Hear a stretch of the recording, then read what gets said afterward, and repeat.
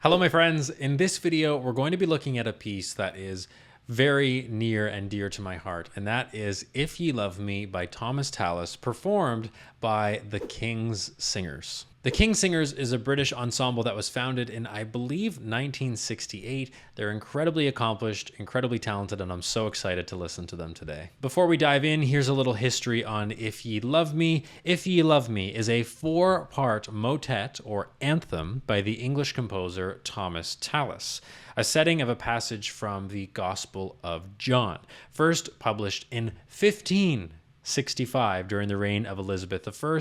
It is an example of Tudor music and is part of the repertoire of the Anglican Church. Keep in mind that prior to the English Reformation, everything was done in Latin. So when the Church of England separated from the Catholic Church, we started to see the liturgy change from Latin to English, and then started this chain reaction of amazing English choral repertoire. And Thomas Tallis is one of the founding fathers of that.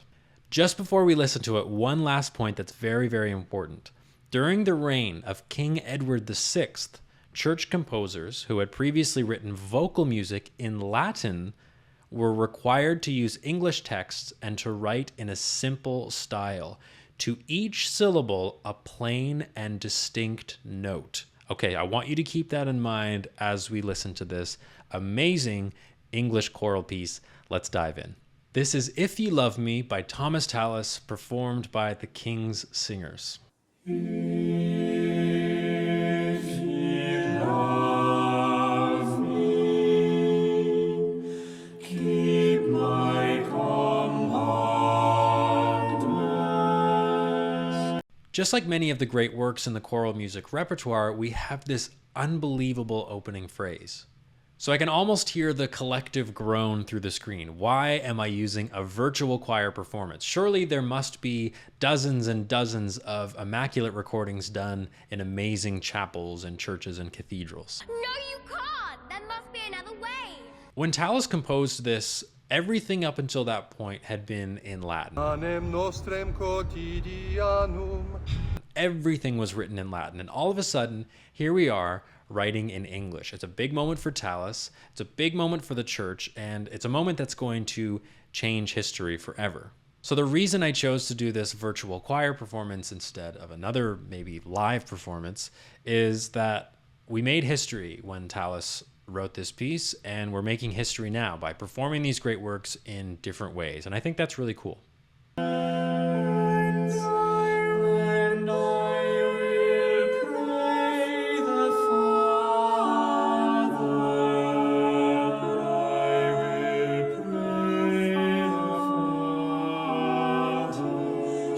So if we think back to the requirements that King Edward VI gave, he said, we want one note per syllable.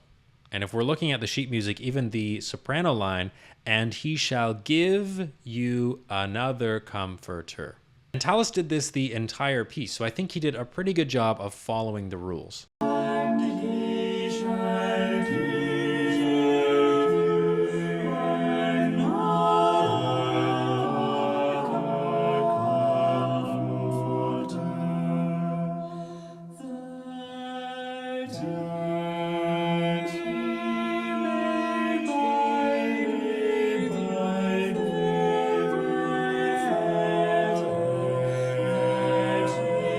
So we've got some imitation going on here. At measure 14, the tenor sings that he, and that's repeated by the bass, and then the alto, and then eventually the soprano. So it's this nice call and response feeling.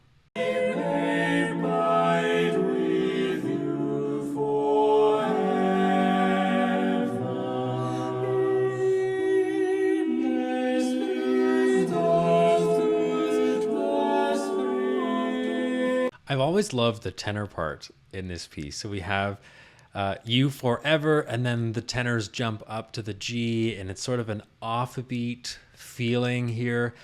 And I'll tell you a story. When I first got my first professional choral gig, I think it was 2017 or something like that. At that point, I had only ever really sung in like high school choirs because I was in my second year of university. And my experience with choir at that point was pretty minimal. I guess you could say. So if you think about the choirs that you've been in, there's probably about 1,000 sopranos. There's maybe 15 altos. There's probably no tenor, but if you're lucky, one tenor. And then a bunch of basses that don't know what's going on. So when I got this choir job, all of a sudden there were other tenors and there were other altos, and I started to hear these textures that I'd never heard before. And I mean, we're singing hymns, we're singing from the hymn book, and I pretty much knew the bass part and I maybe knew the melody. But all of a sudden we have this interlocking texture within these hymns that really makes it something special. It makes it different for me. And finally, I'm hearing all of these things. And this is a perfect example of that. We have this amazing tenor line that goes through it. And I've recorded all 4 parts of this, and I'll link the video in the description below. But the tenor part is by far my favorite.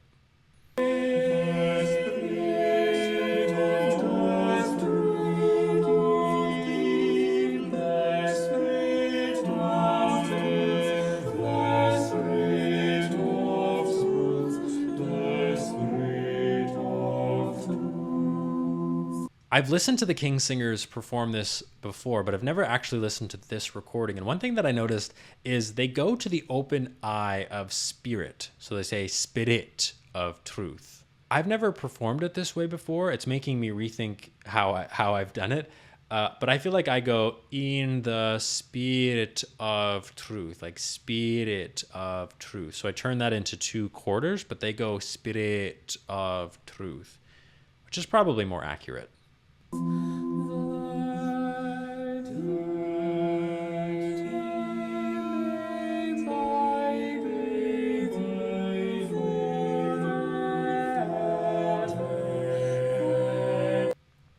I just love the forever. There's something about, I don't know what it is about this piece, but there's something that it makes me feel good inside more than any other choral piece that I've ever listened to or performed. I mean, I love Allegri's Miserere. I love all these great choral pieces, but for some reason, this one has always just been a little bit higher on my list than others.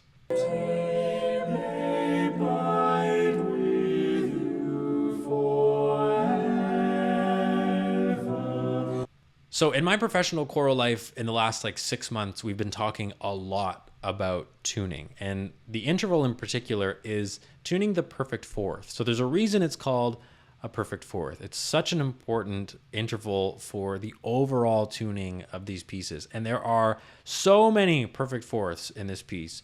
If we look back, that's repeated so many times. We've got this perfect fourth interval. Sprinkled in, we've got some perfect fifth intervals, and they do such a great job of tuning that. It's actually a much wider interval than I originally thought, and I feel like I'm always a little bit too high or a little bit too low. I'm never perfect on the perfect fourth, so in my own singing, that's something that I've been really aware of, and the next time I sing this, that's probably all I'm going to be thinking of, those dang perfect fourths.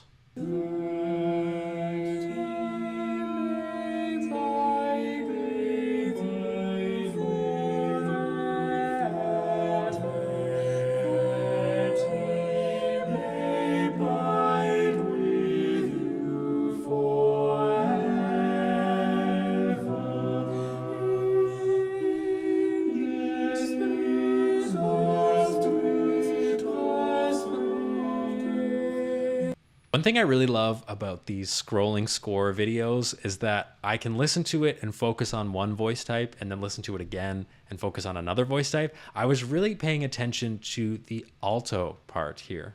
I'd like to make a formal apology to all of the altos that I've insulted over the years. I mean, if you think about an alto part, for the most part, it is like 1 or 2 notes, and they'll admit that. It's pretty boring a lot of the time.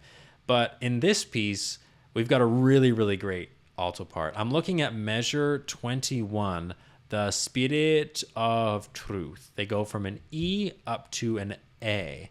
And if we look at that chord on the A, it's an F major chord, and the alto is the third of the chord, do, re, mi. And if that tuning of the perfect fourth from the to the spirit isn't exactly right, it'll throw off the balance of the entire chord. And we can't have that in a piece like this. In these homophonic textures, if the tuning is slightly off, especially on perfect fourth and perfect fifth intervals, the whole thing gets out of whack and it sticks out like a sore thumb. So congratulations, altos, you've got a great part.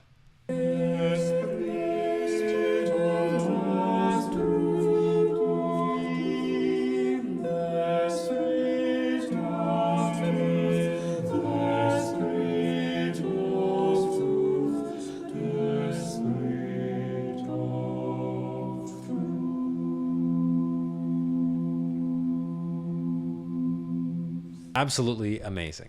I'm always fascinated with diction differences within languages. So we have the King Singers here are doing more of the spirit of truth. And that's making me rethink my own diction rules when I sing this piece.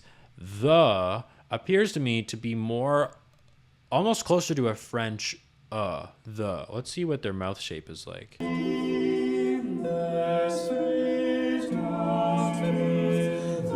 The. So we can see the bass is down here, the bass in the baritone. Very lippy there. And I think as English speakers and as English singers, that's hard to say, we are a little bit lazy with the lips. And if we can really engage them in our choral music, then we're going to get really clear diction. Because I really get the clarity of the spirit of truth. I think that's really, really clear. Let's listen to the end one more time.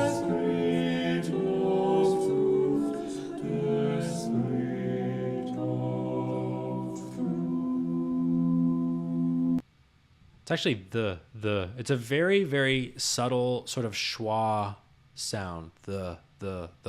Obviously, it's not a super important word. The spirit of truth. It's the spirit of truth. So that's some good word placement. That's some great interpretation by the King Singers. And overall, this piece, when sung well, just does something to me. I think everyone has that piece of music that speaks to them in a certain way. It could be something by Elton John. It could be something by J.S. Bach. Whatever it is, I think we all have one or two pieces that just hit different. For me, If You Love Me has always been that piece. Anytime in my life I've been going through something or just things weren't going well, this piece has always been a comfort for me. And I've never really been able to pinpoint exactly what it is. If it's the harmony, if it's the simplicity of it all, if it's the text setting, maybe it's the performance, I don't know. But no matter what, every time I listen to it, I always feel better. And I think that's what music should do for you. I had so much fun listening and analyzing this piece. Thank you so much to the King Singers for your amazing interpretation of this, your virtual choir interpretation, might I add. Absolutely spectacular. That's it for today's video, my friends. If you enjoyed it, please like and subscribe. If you have any thoughts or comments, or you want to share your own experiences with this piece or any choral music, please leave a comment below. Thank you very much, and I'll see you in the next video.